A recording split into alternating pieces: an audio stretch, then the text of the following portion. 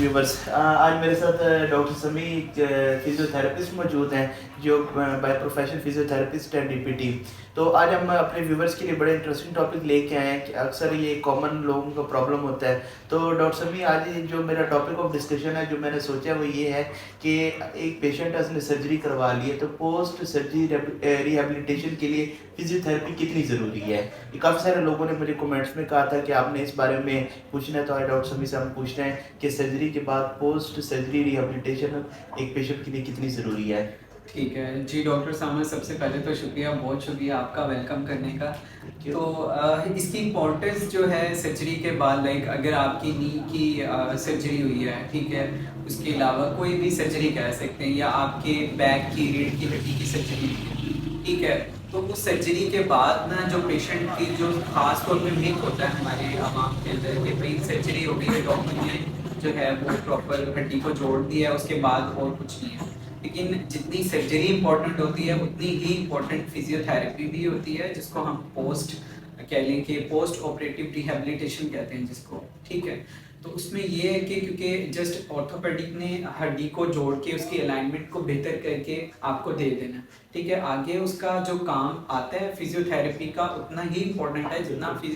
Orthopaedic का होता है। क्योंकि जो लाइक आपके जो मसल्स होते हैं उसको दोबारा से उसकी मेमोरी को बहाल करना, उसको कॉन्ट्रैक्शन देना, रिलैक्सेशन करवाना, मसल्स को दोबारा से मूवमेंट को गेन करना, वो बहुत इंपॉर्टेंट होता है। तो अगर हम सर्जरी के बाद फिजियोथेरेपी नहीं करेंगे तो उसके बारे क्या कॉम्प्लिकेशंस हो सकती हैं? जी बिल्कुल डॉक्टर साहब, ये ऐसे है कि मतलब कि आपने काम को अधूरा छोड़ दिया है। मतलब सर्जरी तो आपने करवा ली है, ठीक है, उसके बाद फिजियोथेरेपी बहुत ज़्यादा इंपॉर्टेंट है। अगर आप नहीं करवाएंगे तो कॉम्प्लिकेशन जाहिर सी बात है उसमें आएगी, मसल स्टिफ हो जाएंगे आपके, ठीक है, मसल्स वीक हो जाएंगे, ठीक है, उसके अलावा जो है क्लोटिंग फैक्टर्स आ जाएंगे, डीवीटी आ जाएगी, कह लें कि डीप वेनस थ्रोम्बोसिस होता है, ब्लड फ्लो जो होता है वो आपके हार्ट में भी चला जाता है, ठीक है, तो इस तरह की कॉम्प्लिकेशंस आना स्टार्ट हो जाती है। तो ये है कि आफ्टर ऑपरेशन जो है फिजियोथेरेपी बहुत ज़्यादा इंपॉर्टेंट है। डॉक्टर समी, ये मेरा अपना क्वेश्चन है, मैं आपसे पूछना चाहता हूँ। काफ़ी लोगों ने मुझे कमेंट किया कि सर्जरी के कितने अरसे बाद हमें फिजियोथेरेपी करनी चाहिए। एक पेशेंट हमारे पास आए हैं, उन्होंने कहा जी हम मेरी रिसेंटली सर्जरी हुई है, मेरी हड्डी को कोई मसला ना बन जाए, कोई भी सर्जरी हुई है, तो वो कितने अरसे बाद फिजियोथेरेपी स्टार्ट करा सकते हैं। ये बड़ा एक इंपॉर्टेंट क्वेश्चन है। बिल्कुल बिल्कुल डॉक्टर सामा, बिल्कुल डॉक्टर सामा, ये बहुत ज़्यादा हमारे लाइक ये कह लें कि सर्जरी आपकी हुई है ना, आप कह लें डॉक्टर की रिकमेंडेशन पे आप 24 टू 48 आवर्स के अंदर अंदर जो है वो फिजियोथेरेपी स्टार्ट करवा सकते हैं। क्योंकि इसके साइकिल्स होते हैं, लाइक आपको हम फिजियोथेरेपिस्ट जो होता है वो लाइक देखता है कि लाइक जो पेशेंट की कंडीशंस हैं, आया कि पेशेंट जो होता है उसको बेसिकली दर्द भी हो रहा होता है, ठीक है, वो इस वजह से भी डरता है, और ये डरता है कि जो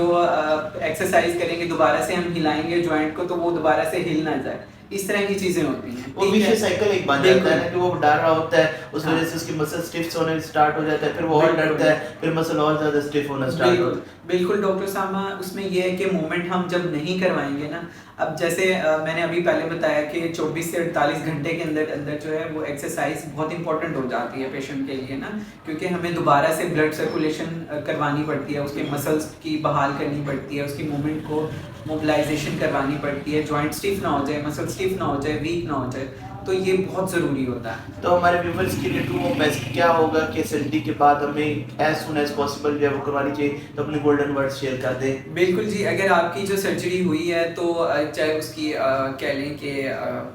वर्टिब्रा की हुई है, आपके L4 L5 या कुछ भी लाइक नी की हुई है, आपकी हिप रिप्लेसमेंट हुई है, कोई भी ऐसी कह लें कि सर्जरी आपकी हुई है, तो उसके बाद फिजियोथेरेपी जो है बहुत ज़्यादा इंपॉर्टेंट है। क्योंकि अगर हम इसको इग्नोर कर देते हैं तो कह लें कि हमारे मसल्स इतने स्टिफ हो जाते हैं और बॉडी की अलाइनमेंट भी खराब होना स्टार्ट हो जाती है, और जो सारा एंड पे ब्लेम जाता है जी ऑर्थोपेडिक के ऊपर कि उसने हड्डी सही नहीं जोड़ी, तो उसका वो हड्डी सही जोड़ देता है, लेकिन असल में बात कहाँ पे आती है कि फिजियोथेरेपी नहीं करवाई, उसकी वजह से मसल जो है वो वहीं पे स्टिफ हो जाता है, कह लें कि कॉन्ट्रैक्चर्स उसके डिवेलप हो जाते हैं, फिर बाद में उसकी अलाइनमेंट बहुत ज़्यादा ख़राब हो जाती है, फिर बाद में उसको फिजियोथेरेपी से रिकवर करना बहुत मुश्किल हो जाता है, फिर दोबारा उसको सर्जरी से हम कॉन्ट्रैक्चर्स को, सर्जन जनाब आपके कॉन्ट्रैक्चर्स इरिवर्सिबल कॉन्ट्रैक्चर्स जो बन जाते हैं, तो उसमें ये होता है कि दो तरह के कॉन्ट्रैक्चर्स होते हैं, इरिवर्सिबल या रिवर्सिबल, ठीक है।